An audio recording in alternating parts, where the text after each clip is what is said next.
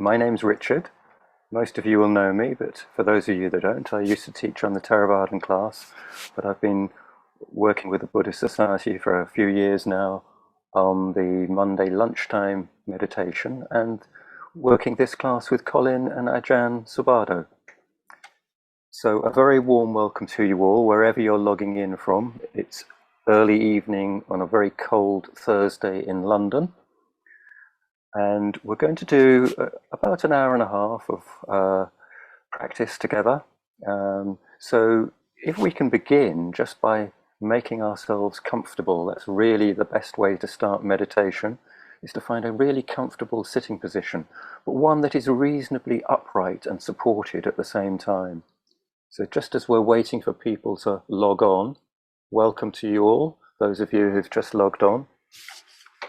And we're just getting comfortable. The other thing that we could usefully do as we prepare ourselves for a bit of practice together is we could just check that we've turned off our mobile phones, or that we've put them onto aeroplane mode, or better still, put them outside the room. But if you could just make sure that you're not going to be disturbed in any way, that's probably a good idea.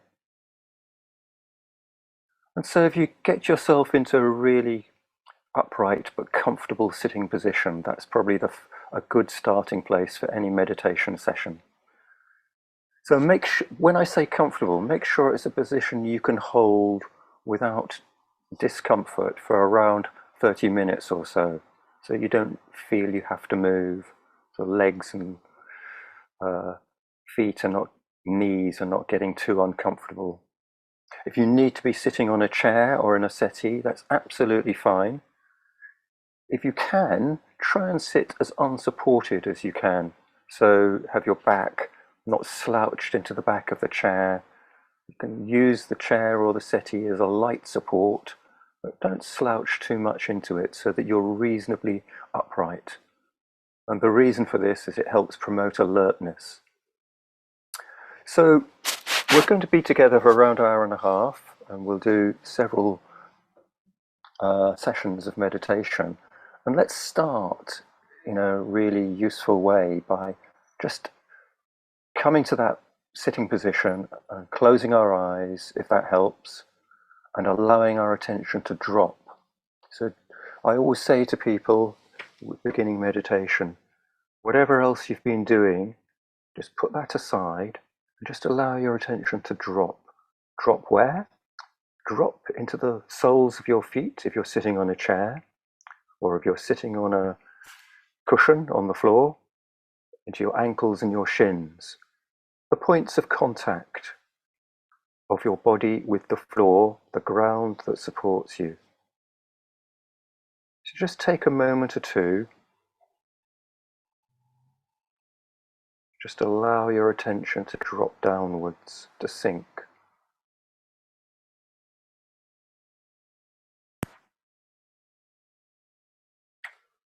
And one of the things that can help us here is to actually see if we can feel the contact with the floor.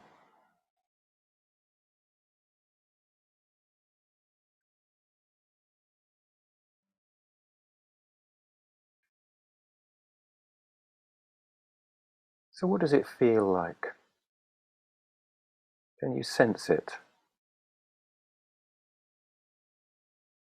So the invitation is to be with the direct sensation of the contact of your body with the floor. Not thinking about it, not imagining it, but actually directly sensing it.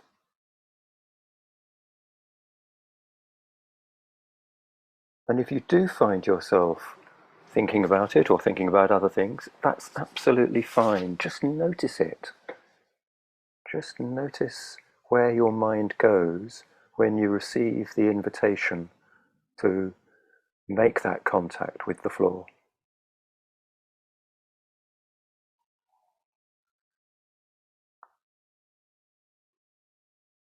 And then see if you can just nudge your attention gently into feeling the direct experience of the floor.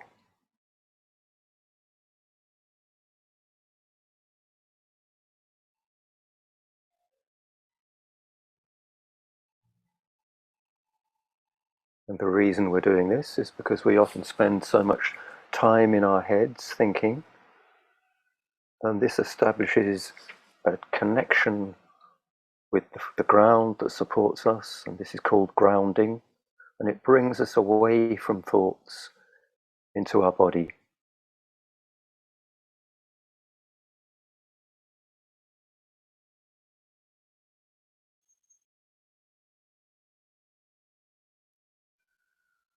And so having made this connection with the floor, made this grounding, I invite you to move your attention upwards into your shins and your calves, the lower leg.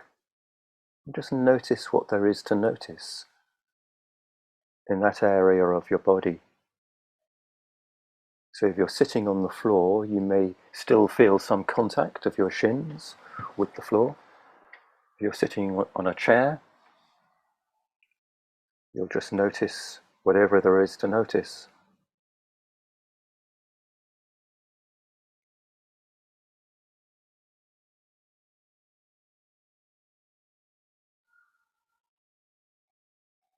And as you scan your body like this, see if you can just really open to any experience that comes into that area. Touch of your clothes on your skin surface, or the experience of not very much, nothing. Whatever it is, can you just notice it?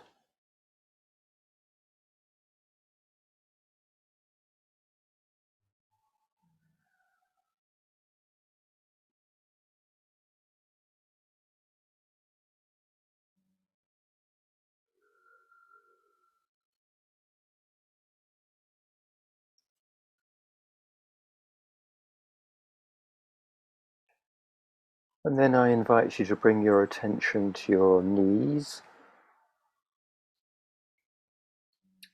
And just in the same way, just notice what there is to notice in your knee area, the back of the knee, the front of the knee.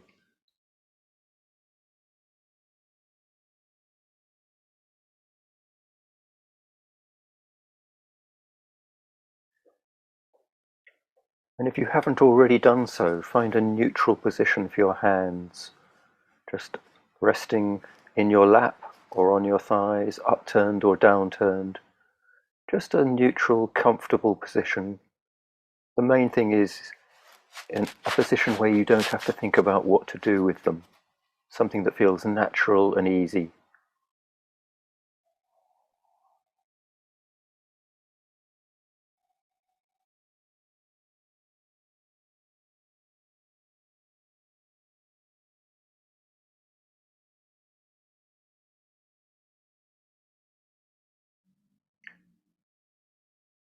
And if you're new to meditation, I invite you to experiment with a closed eye position or just a half opened eye position, looking at a blank wall or a carpet. See what works for you. If you're feeling at all tired or sleepy, probably open-eyed is better. But this is just a way of limiting the input into our system, allowing our attention to go inwards.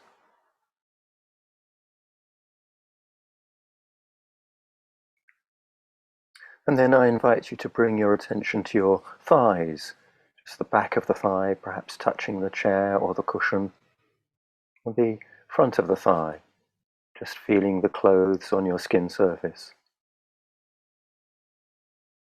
It's just noticing.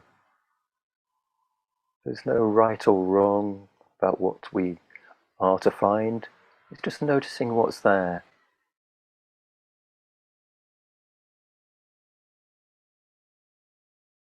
And the other invitation that is relevant here is just see if you can notice without judging.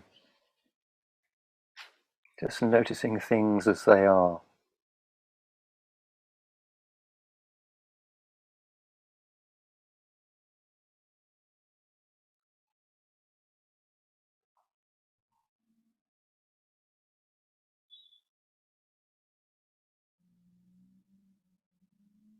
And then I invite you to move your attention to your sitting bones on the chair or the cushion.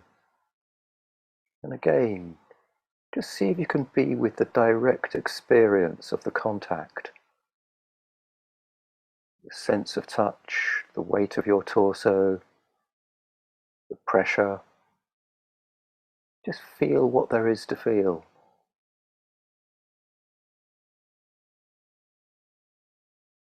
Again, there's no right or wrong about what you're supposed to feel. So this is noticing without judgment, just as it is.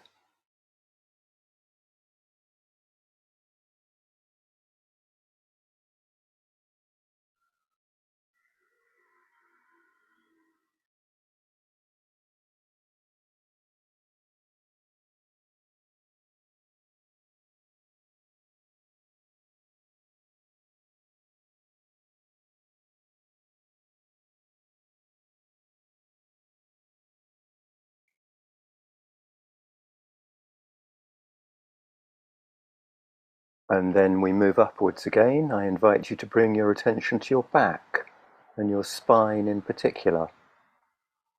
So just starting with the lower back, just noticing whatever there is, what's the feeling?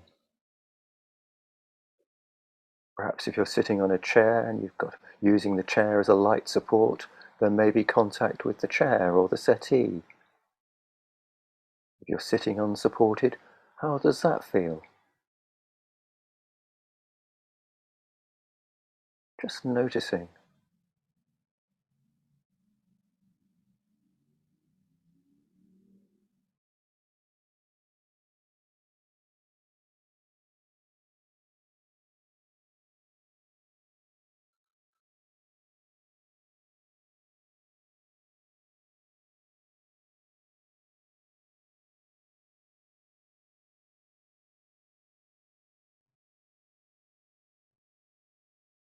And see if you can have a sense of your spine being aligned with your pelvis, so that everything's in a nice upright column.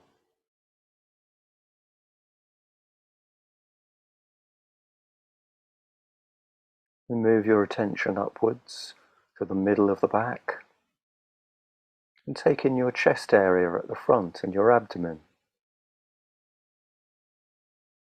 So here you might notice movement caused by the breath. And just notice that.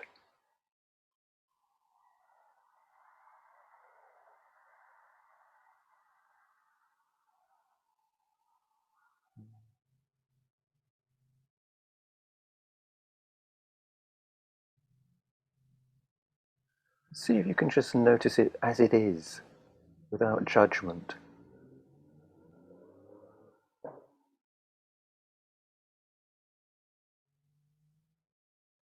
And if thoughts are coming in and sweeping you away, drifting you off, that's fine. Just notice that too, without judgment. And then just return your attention to the back and the front of the torso, that level of the body. And then move upwards again to the upper back, the upper chest. Just take in whatever there is to notice in that area.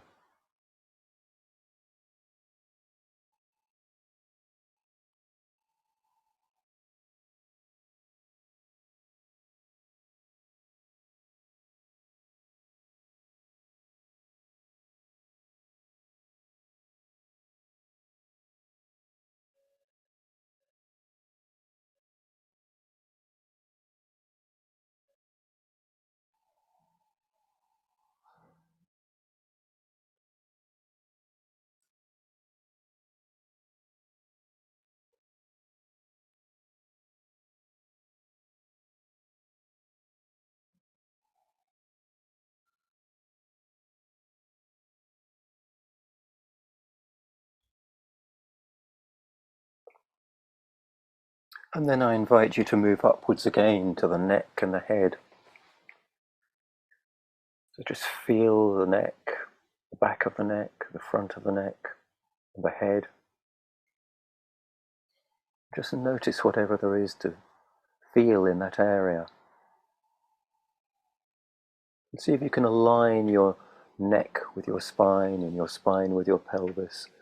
So you're creating this upright column, this stable, alert, upright posture.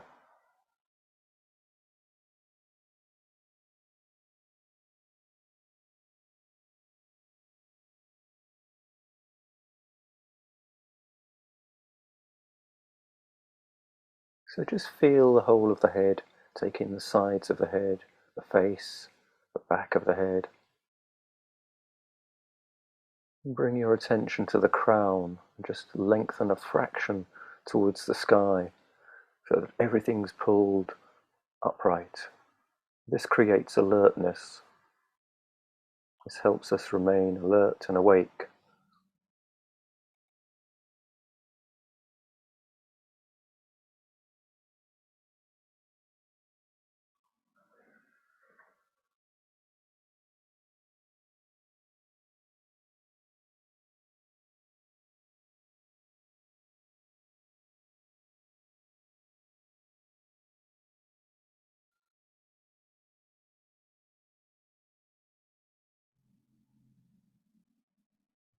And then I invite you to take in the whole of your physical body, from the crown of your head to the soles of your feet, including your back and your spine, the front of your body, your chest and your abdomen. Take in your shoulders and your arms and your hands. Just feel the whole of your physical body, the contact with the chair, the contact with the floor. And just take a good moment or two just to feel that all, sense the whole thing.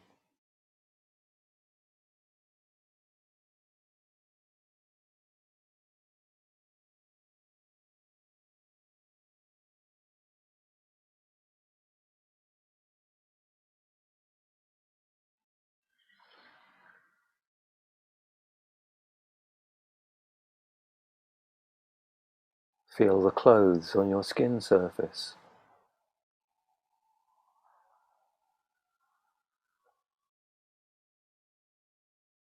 And the air on your hands and your face. So just get a sense of the boundaries of your physical body.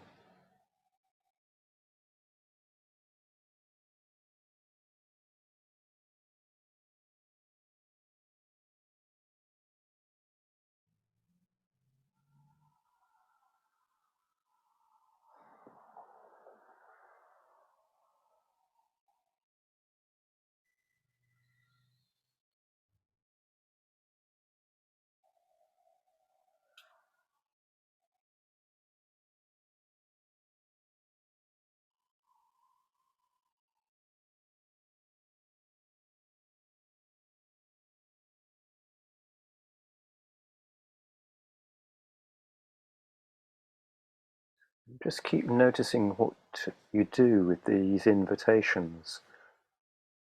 Where does your mind go? Are you with the direct experience of your body? Or are you thinking about it or imagining it, visualizing it? Exactly where is your attention right now? Just noticing it without judgment.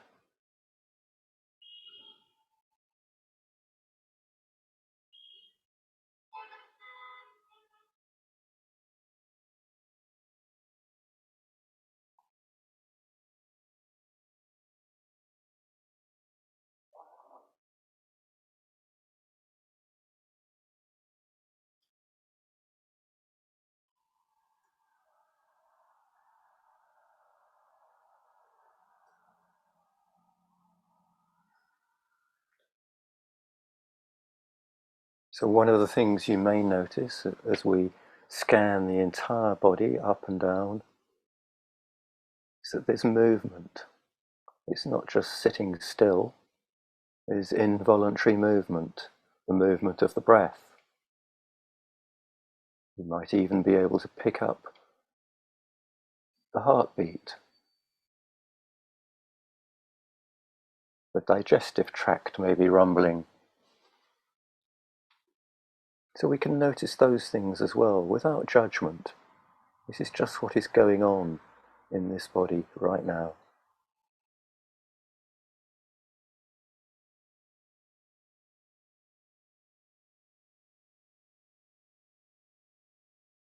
If you're getting lost in thought, just notice that too and see if you can come back to one part of the body, a part that was easy for you to connect with. Maybe the soles of the feet on the floor, or the ankles and shins on the floor, or the sitting bones on the chair or the cushion.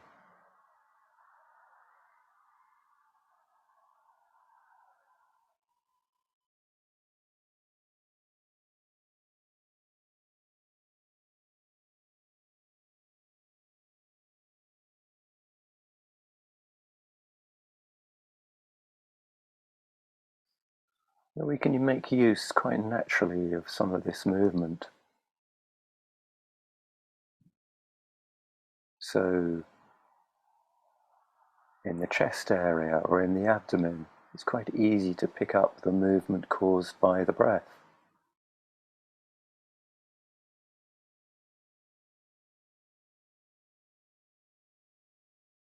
So we can just notice that movement.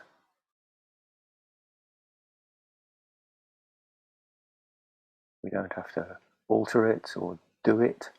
It just happens. It's involuntary. The body breathes. And we can notice that too without judgment.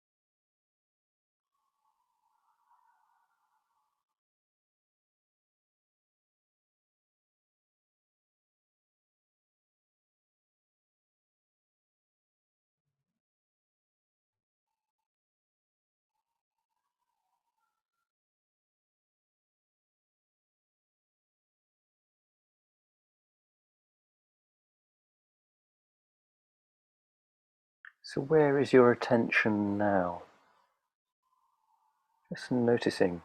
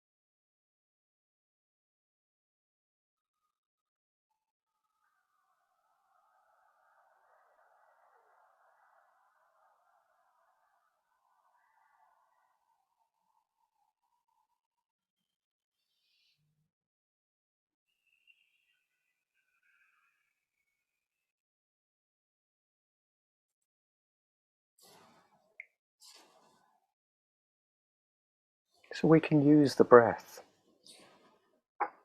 to anchor our attention. It occurs quite naturally. We don't have to think about it. We don't have to do it or alter it in any way. We can make use of that. So we can just find in the body where it's easiest for us to sense the breath, a direct experience of the movement of the breath, and we can begin to move our attention back to that place repeatedly as our attention gets drifted and moved away, we can just notice and return, notice and return. So the breath can become a stabilizing factor in our meditation, an anchor. And this is a standard practice. This is making use of the body. So just for the next few moments, the next few minutes, just see if you can use the breath in that way. So without judgment, when your mind has drifted, just noticing that and gently returning it to the direct sensation of the movement caused by the breath.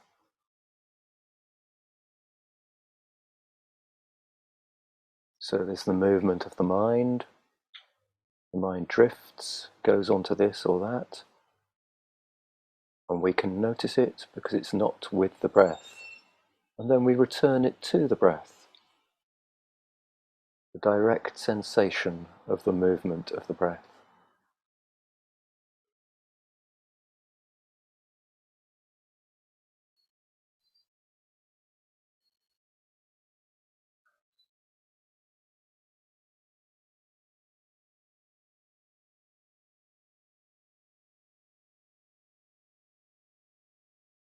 So when we notice and return, we can do that without judgment, without beating ourselves up, without having a sense that we've got anything wrong, because we haven't. This is just what the mind does. And we notice that. And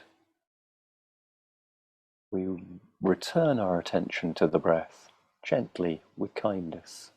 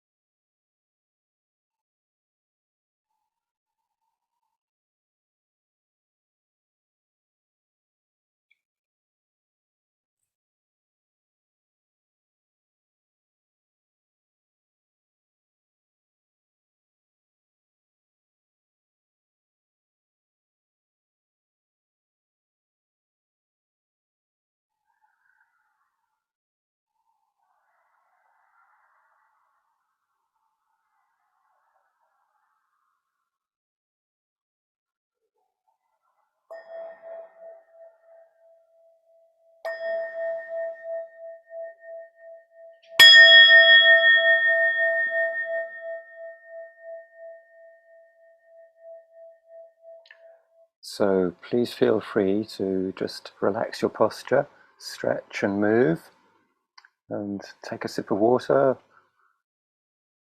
and just wish yourself well done.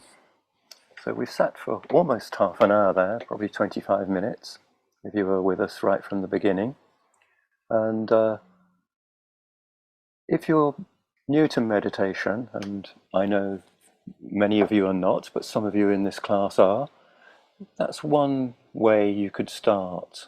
I'll just make a few points about what we did there. It's always a good idea when we start practice to ground our bodies, so make that contact with the floor, the ground that supports us. That's always a good starting place if you're wondering how to begin. And then we did a fairly traditional body scan. People do it in different ways, and it's up to you to experiment, see what works for you.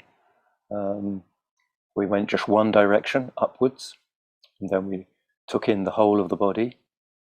And you can do this, you can work from the top to the bottom, or from the feet to the head, whatever suits you. There's no real rules about this. I always start by grounding my body on the floor, wherever I am. I spend a lot of time thinking, and this just helps me to get out of that thinking mode. And that's something that's really important in meditation practice. Now, thoughts are not our enemy, but it's useful to have strategies to bring us into the present moment. And working with the body in this way is one of those strategies. Just let's examine that for a minute or two. We spend a lot of time thinking.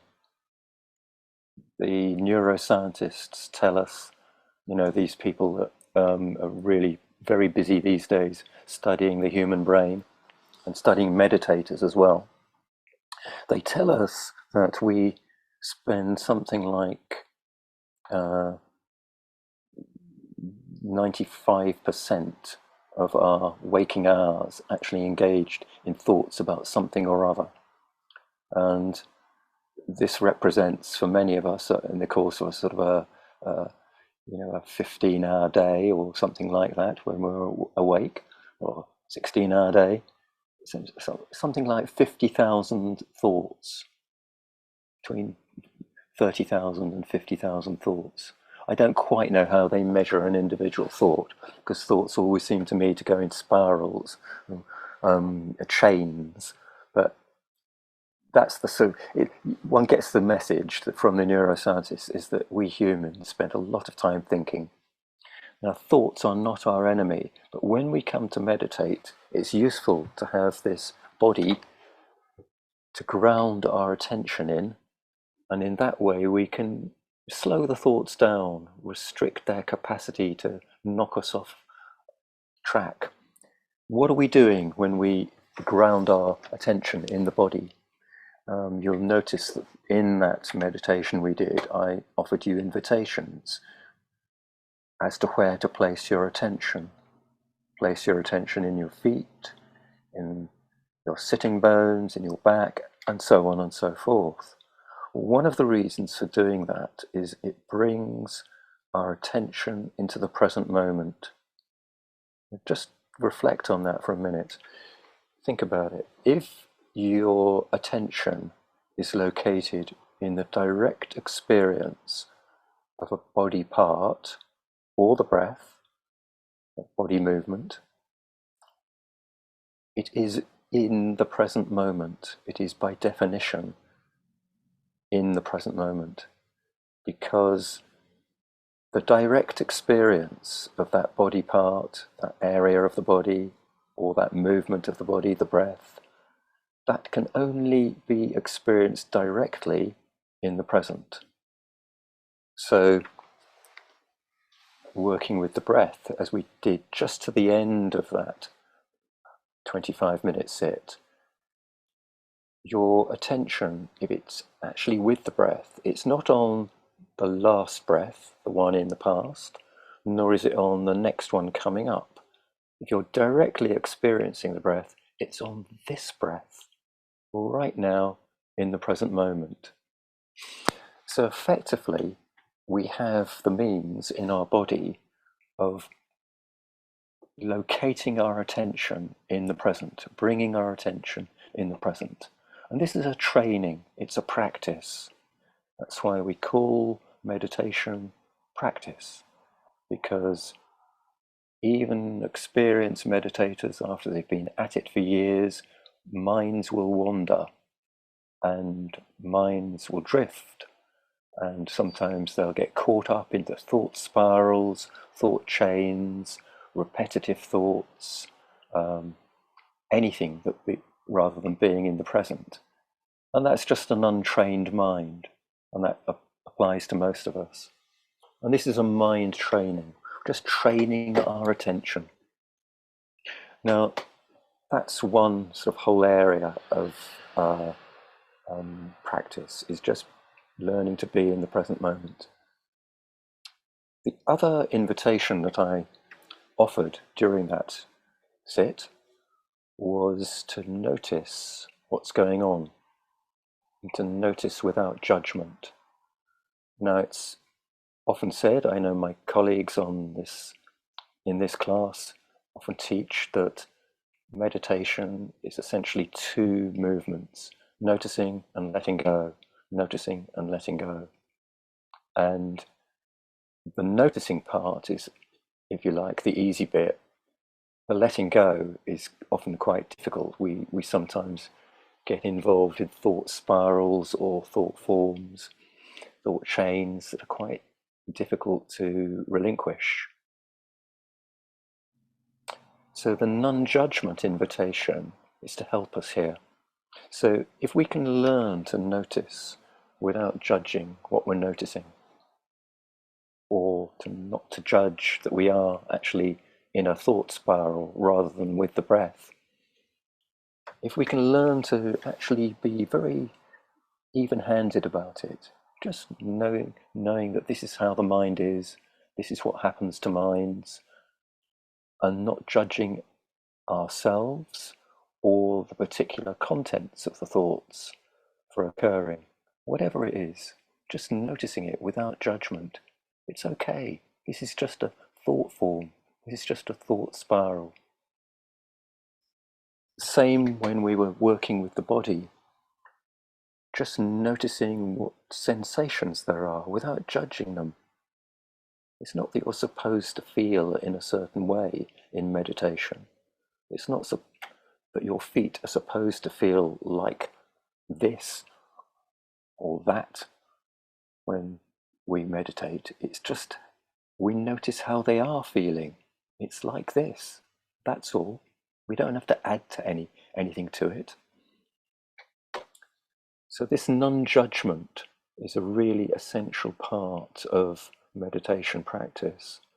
And that's a training in itself, because so many of us are habituated, conditioned. We've had years and years of practice about having a view, having an opinion, having a judgment about anything that comes into our experience, into our senses, into our thoughts. We're always forming opinions about things, even if they're very subtle likes and dislikes. So the training, the invitation, is just to notice those judgments and to see if we can, by noticing them, not attach to them. I'm emphasizing quite heavily today, this evening, the noticing part of meditation. So you get many people will talk about letting go or letting be, the relinquishing part of meditation. There's a really useful sense in which how we notice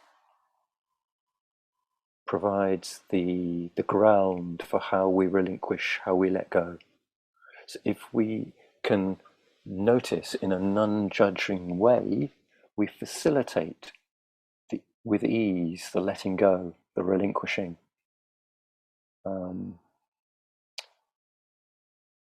Can I put a bit more content to that? Very often we get caught in thought spirals, thought chains, sticky thoughts, repetitive thoughts, just issues that come up, concerns, and that's quite natural and normal. And the practice here is to notice that we are caught we are attached to them, but not to judge that. But if we start beating ourselves up about being caught or identifying with thought forms, we increase the attachment to those thought forms.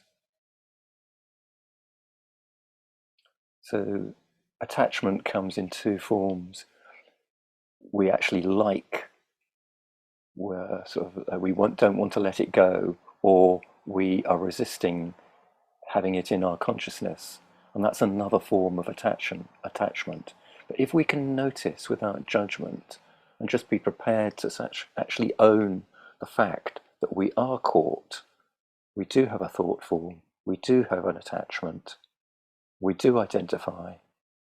But if we can notice it without judgment, without getting into a self-criticism or beating ourselves up, or having a sense that we're a failed meditator, I'm no good at this because I keep having thoughts. If we can just notice without judgment, or without judging the judgments,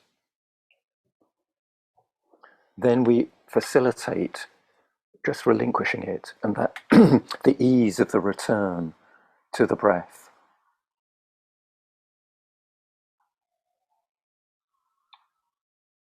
So here, another invitation is really relevant. And this is the invitation to treat ourselves with kindness and compassion in meditation. In the title that Odin puts out, that he's the secretary of the Buddhist Society, that he puts out for these classes, he often asks the teachers to sort of give a title to a class. And my title for this week was, if you want peace, be peaceful. It's a direct quote from His Holiness the Dalai Lama. If you want peace, be peaceful. It's actually a very short quote, but it embodies a whole raft of teaching. And one of the things about this is that we all want peace in the outer world. We want peace in Ukraine, we want peace in Somalia, in whatever conflict zone there is in the world. We want peace. And a lot of these areas we can have no immediate direct impact on. We're not powerful people, most of us. But where we can have a direct impact is with ourselves. We can create peace in our own minds. We have that capacity and that ability and those qualities. And one way we can start to do that is in our practice and in our everyday daily life, by being non-violent and non-aggressive and peaceful towards ourselves. This is treating ourselves with kindness and learning to work with a non-judgmental attitude to whatever the contents of our minds are, is a really big first step, a beginning step on that path of treating ourselves peacefully. To treat yourself in a non-judgmental way, to regard the contents of your thoughts, the fact that you are thinking rather than being with the breath if you're in meditation, to regard those with non-judgment, just this is how it is, without making a big deal of it, without beating yourself up about it. This is to treat yourself with kindness. And this is to begin to treat yourself peacefully. But this is where peace starts. It starts with ourselves. And I think that was largely or partly what the Dalai Lama was pointing to when he made that statement.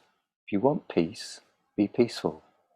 And here in meditation practice, we are invited just to actually apply that principle to ourselves. So, being in the present moment, non-judgment, and treating ourselves with kindness. If that's a little summary of the 3 points I've made in this little talk. It's about learning to be in the present moment, learning to work non-judgmentally with ourselves, and treating ourselves with kindness. So let's do some more meditation practice. Let's sit again, and this time we'll work with the breath. And we'll take another good period of 20 minutes or just over. And if any questions do come up for you during your sit, when we've finished this session, this next sit, if you want to put them in the chat or unmute yourself and ask the questions, I'll be very happy to see if I can do my best to answer them. So we're going to sit for around 20-25 minutes, and we'll begin in the same way that we did before. So just bring yourself to a reasonably upright sitting position, as upright as your body will allow, because here again, many of us are not in 21. We are aging and we have bodies that reflect that. And if sitting very upright is difficult for you, that's perfectly okay. It's absolutely fine to use some support, a backrest or something like that. But if you can sit upright and unsupported, that's fine too. That's a good place to begin. And we'll begin as we did before, just by grounding our attention, allowing our attention to drop. Just to drop into the soles of our feet or into our ankles and shins.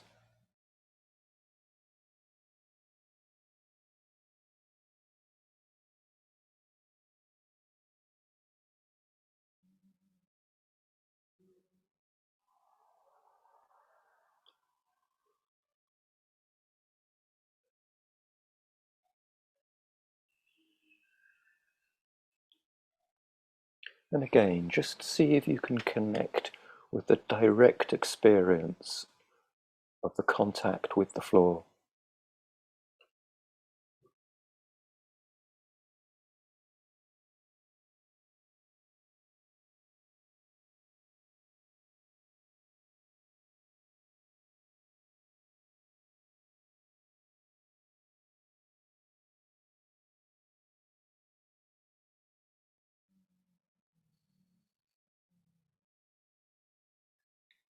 And then I invite you to move your attention to your sitting bones on the chair or the cushion.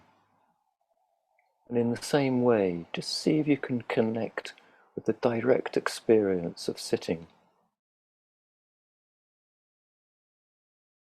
What's the sensation?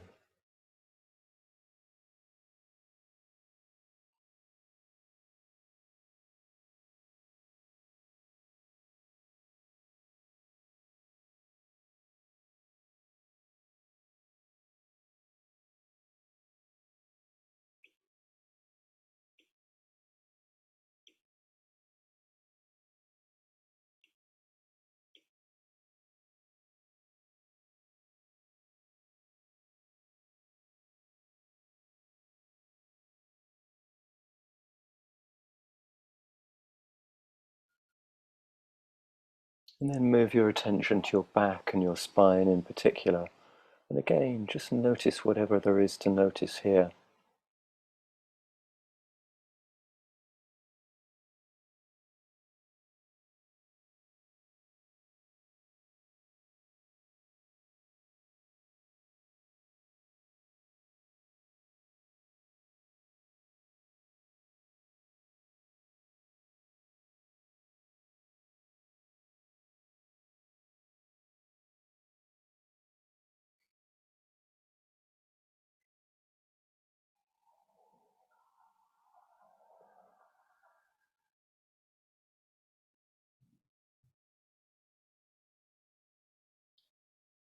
And then I invite you just to get a sense of the whole of your physical body, from the crown of your head to the soles of your feet.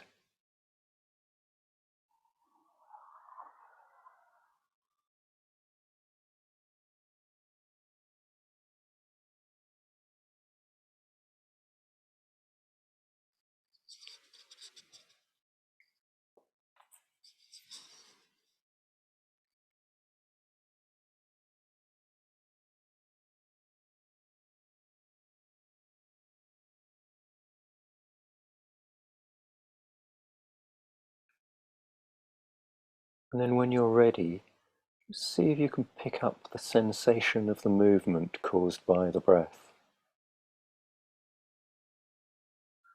So just leaving the breath alone, letting it breathe naturally, without altering it in any way. Just see if you can locate your attention with the sensation of the movement of the breath. So there may be a particular place where it's most vivid for you. This is usually in the chest area or the abdomen, sometimes at the rim of the nostrils, or sometimes just a general sense of the breath.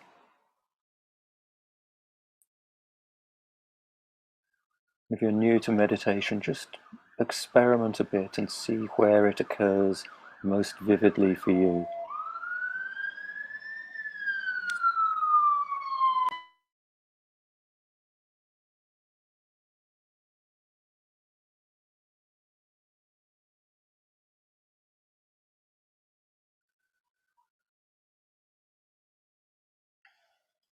And let this be your anchor, your place of return. So just allow yourself to notice the movement of the mind and return to the breath. So you're not grasping after the breath or concentrating tightly on it. Just keep the attention light and gentle, and keep a non-judgmental and kind attitude towards yourself.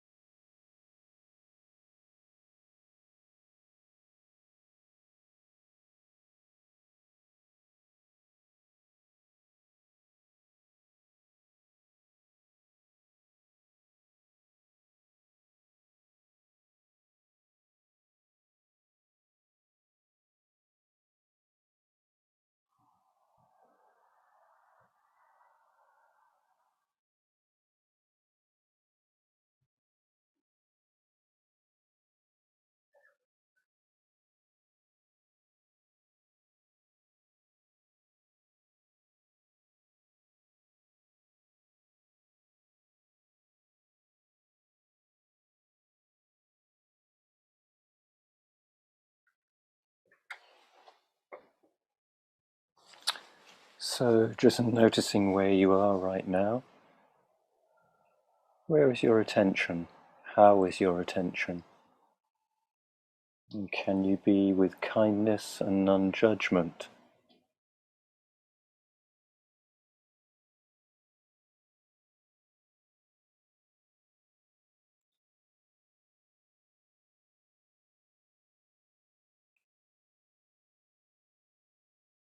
It's just noticing the breath,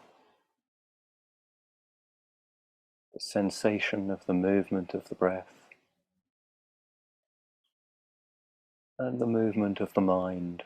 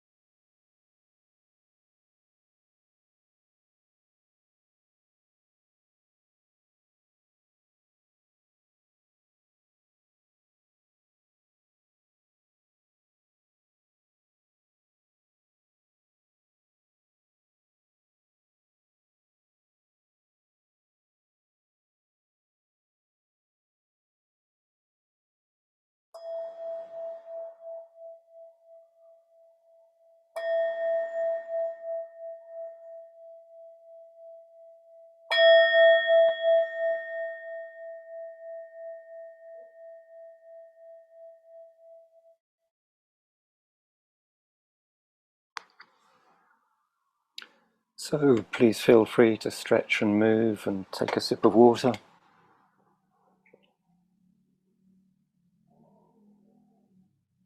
And adjust your posture. And if you've become uncomfortable, please get comfortable again. So if anyone would like to ask any questions about our practices this evening, you're welcome to unmute yourself or to put the question in the chat, and Wangdu will make sure I get it. Just to say a few things about what we've done. We've actually, you could all give yourselves a pat on the back. You've done two good 25-minute sits, one with rather more guidance than the other. So that's a good amount of practice. Just to say a few things about working with the breath in the way that we were doing just then. It's very easy for people to get very obsessed with the breath, or to get hold of the wrong end of the stick when it comes to the instructions, invitations about working with the breath.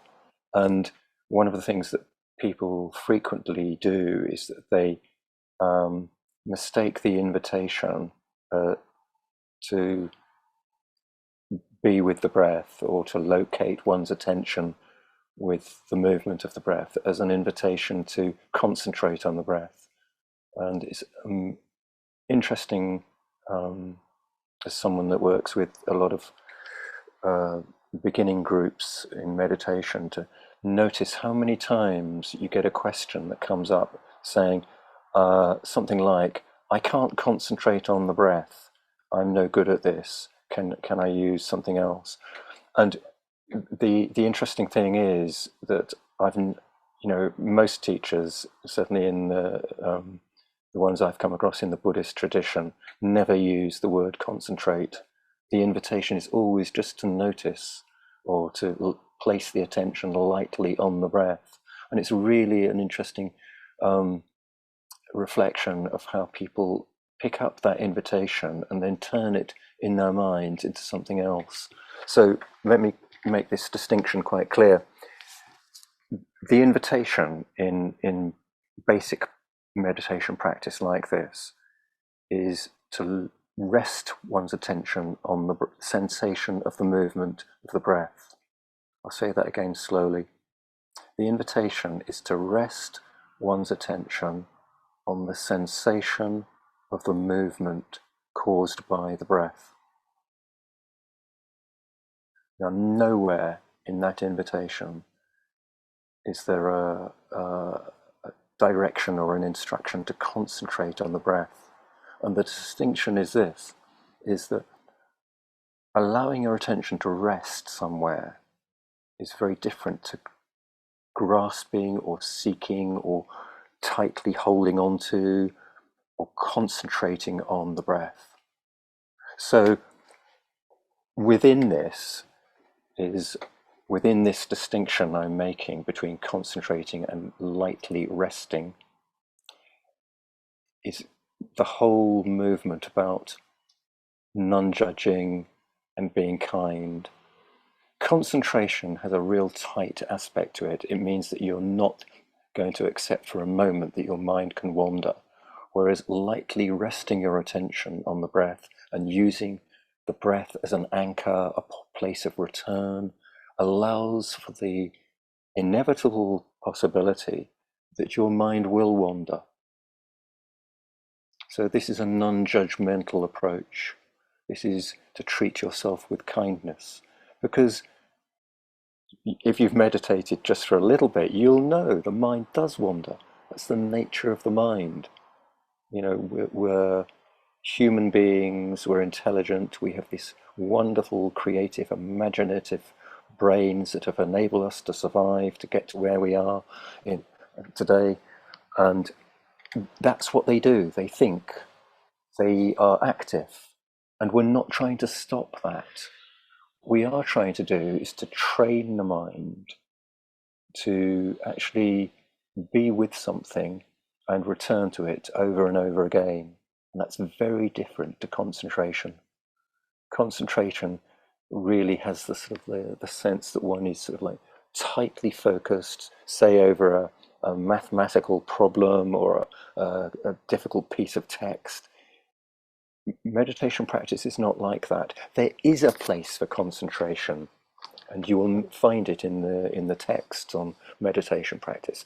But right now, in beginning practice, basic meditation practice, there's this sense of lightly resting the attention, and within that is included this sense of allowing, of not judging, of being kind to yourself.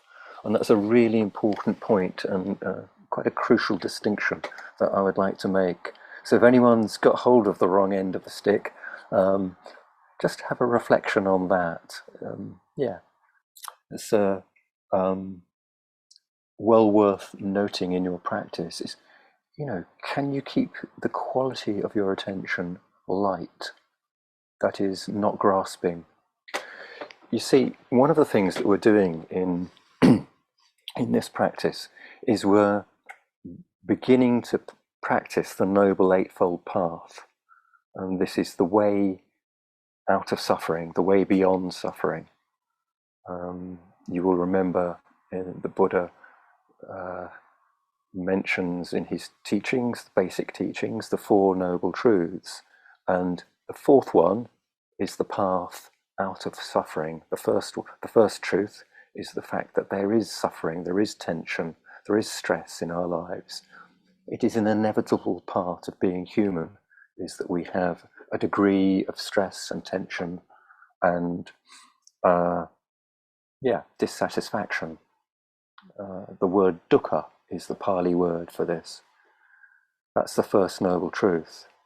I won't go right through the noble truths tonight. It's not the time or the place. But just to place meditation practice into its context within the noble truths is that it sits very firmly in the Eightfold Noble Path, which is the end of the Four Noble Truths.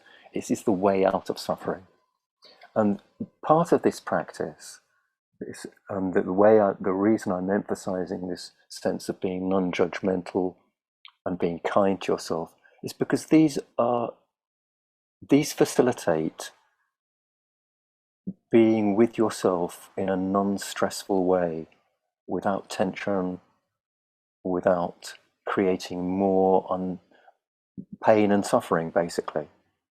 And so to incorporate these elements into your practice right from the word go is, to my mind, an essential part of this path away from suffering.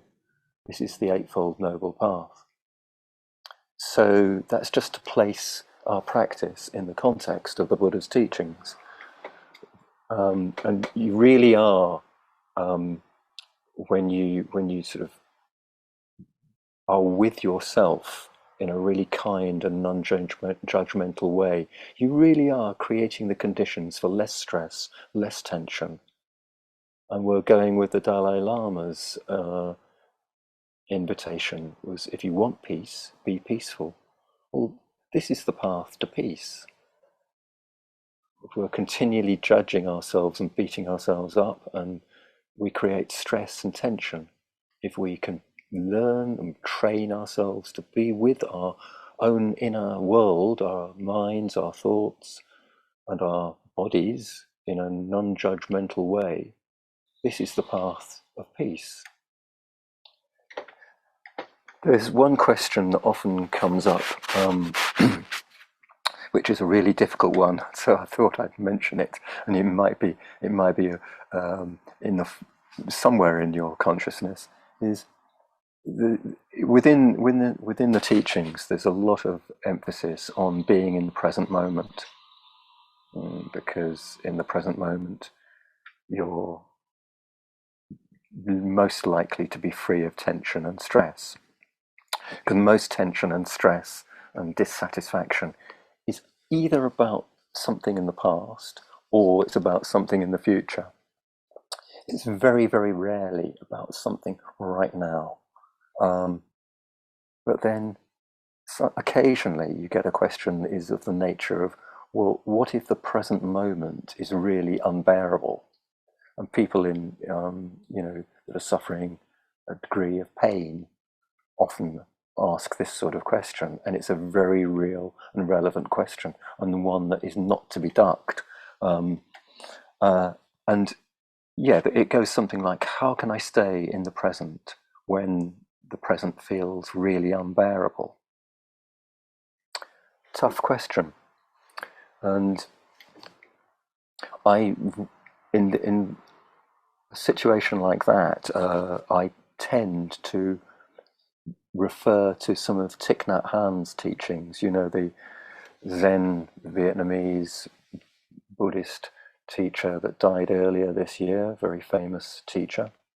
And he has a practice where he works with the breath, but he works with it in a way that is really calming and soothing.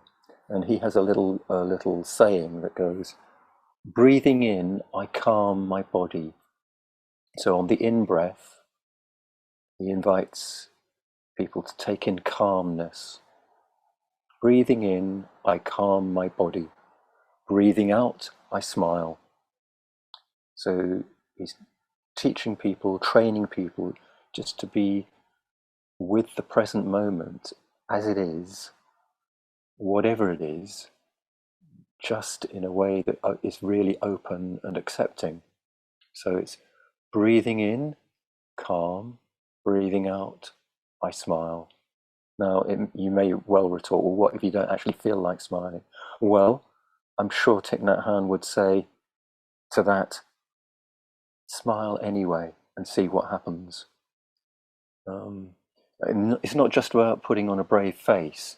It's about, with a smile, there's a relaxation that goes on.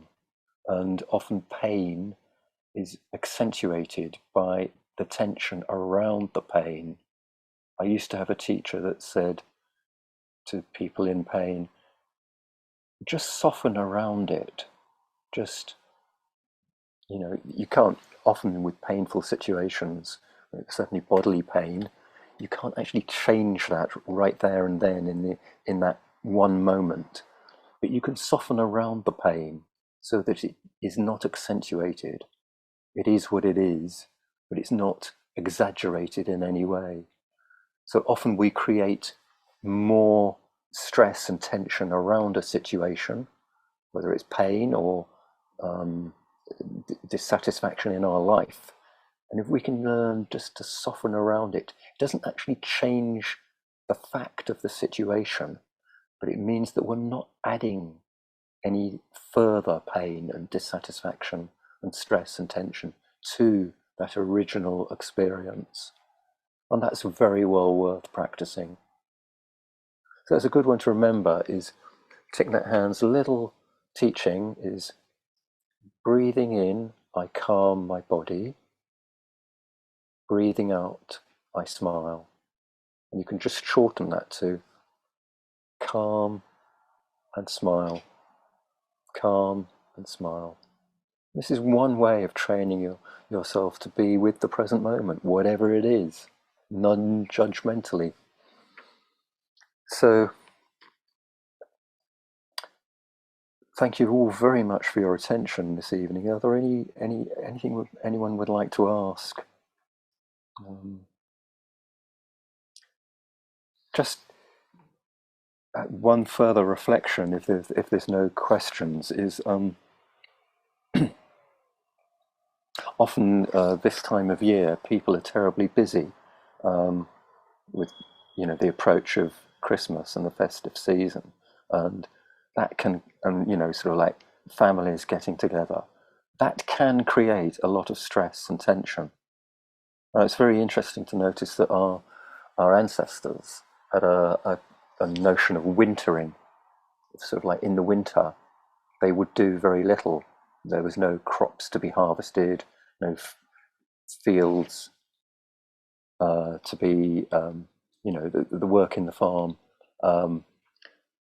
was not to be, there to be done in these short, dark days of winter. So there was a concept of sort of like, just semi-hibernation, wintering. And I often thought that's a useful reflection to have at this time of year, instead of rushing around in haste, doing lots of things and getting engaged in lots of activities. It's just having this sense of that wintering is more in keeping with the time of year and the season.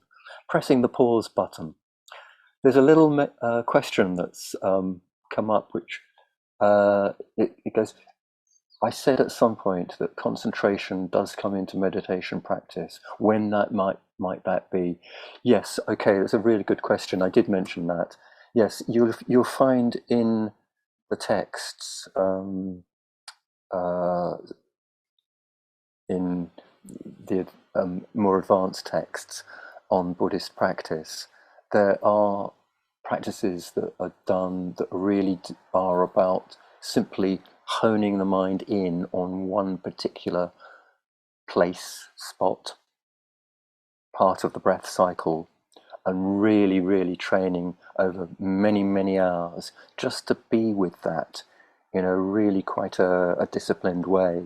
And that is a really valid practice, but it's not one that I don't think any teacher would recommend to people that are just starting out in practice. It's something that's further down the path. It does have its place, so I'm not dismissing it, but when you're just starting out, or even I've been at it for years and I wouldn't attempt that. It's something for later on, when one is very firmly established and grounded in practice, and possibly with the right support around you, like if you were on a meditation retreat at one of the monasteries or something like that, and you had teachers that you could go and talk to about what you found was coming up in practice. So that's just a little note of caution about concentration. But yes, it does have its place. Um, uh, but right now, I think it's fine. Um, okay, hang on. There's another question. Oh yes, how can I handle itchy feelings? It's a great question. Um, okay, to get an itch in meditation is often considered a blessing because it's such a good thing to work with. Because on the one hand, it's not life-threatening. It can be intensely irritating, um, but it's not life-threatening, and it's not as though you're in great pain. But it can be really, really irritating, and there are a number of ways of working with sort of the itch sensation. Firstly is you notice it and recognize it and don't try to duck it. So you actually own that it's there in a really open way. It's there. And of course, that may be all too obvious. So you don't try to sort of focus elsewhere, nor do you focus on it. So one way of into this is to sort of relax around it. So just relax the muscles and the tissues around it. So you're fully conscious that you have it, you're accepting that you have it, and you relax the muscles and tissues around it. And notice what happens. How does it change? Does it stay the same? Are the sensations constant? Or are they subtly moving or changing? Is it shifting position? So you can start to notice things about its intensity. What's the quality of it? And of course, the tendency is to want to get rid of it. You do anything to get rid of it. And one of the interesting things about practice is that in normal everyday life, you just like get rid of it. You just give it a scratch and hope it doesn't come back. And you wouldn't think twice. You'd instinctively do something to get rid of it. But here in practice, you have an opportunity to actually pause and observe your reactions around it. So you're pressing the pause button here in practice. And that's a really useful practice in itself. Now, it may be that the intensity of the itch is such that having tried all of those strategies of sort of like observing it, softening around it, noting its intensity, observing its quality, all of those strategies don't work and you simply have to get rid of it. In which case, just acknowledge that you're going to move inwardly to yourself. I actually used to have a teacher, when I was going to Amaravati, the monastery, who would instruct people would to put their hands like this and then scratch the itch. Actually, to acknowledge that they were going to move, they were going to shift their position and get rid of it if they had to, if all the other strategies didn't work. So that's some of the options. And be kind to yourself, be forgiving, be non-judgmental, because that's the other part that you're learning with an itch. Yeah, try the pause, the observation, softening around it, and if none of that works, well, be kind to yourself.